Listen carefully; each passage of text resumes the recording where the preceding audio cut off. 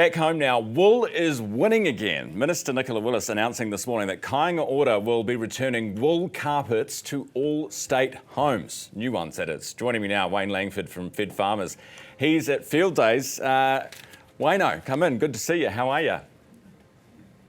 Yeah, morning, Ryan. Going well. It's been a bit of a short night, but I've got a smile on my face, so good start. Great news. You must be pleased about Kāinga Ora because there's been a bit of a battle going on behind the scenes about this, right? Yeah, there has, and it's fantastic to see the support for our sheep farmers and our wool industry.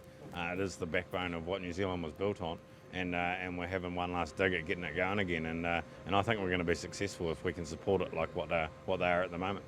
Do you will it change the dial? I mean, is it enough to change the dial for the industry, or is it just another step in the road? It's a big step in the road, which is great, and it's showing the support again to the sheep farmers. It's also building up the industry again within New Zealand, which is critically important. Once we lose that critical mass of our wool sector, we might never get it back. So this is saying, hey, we don't want to lose that. We want to keep it. Wool's a fantastic product. It is actually the best product, most carbon efficient. I don't know how much more you want me to sell it, but it's fantastic, and the government are getting behind it. Clearly, they've got the sales pitch, Wayne.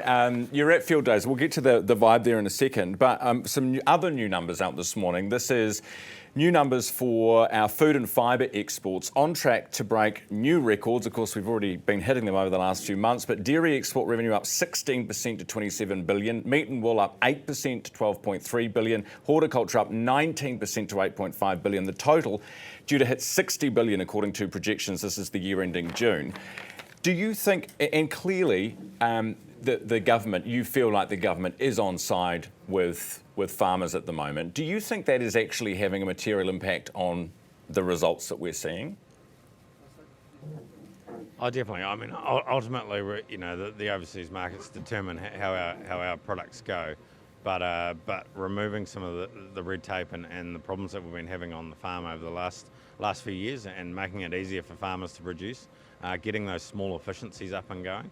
So if I just give an example around immigration, for example, and being able to get staff on farm, to be able to get our hay and our silage made on time.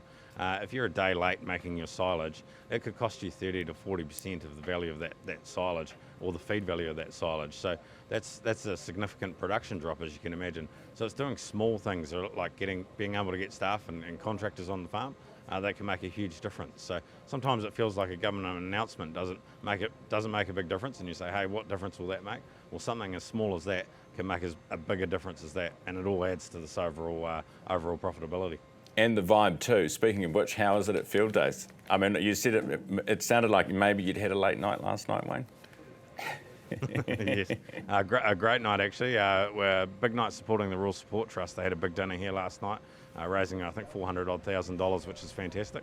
But also just the vibe in general around Field Days. There's definitely a few more smiles, a bit more of a positive vibe, and hopefully a few more people opening up their wallets to support those that are here. Absolutely, Wayne. Appreciate you coming on the show as always. That's Wayne Langford, President of Federated Farmers, with us live from Field Days this morning.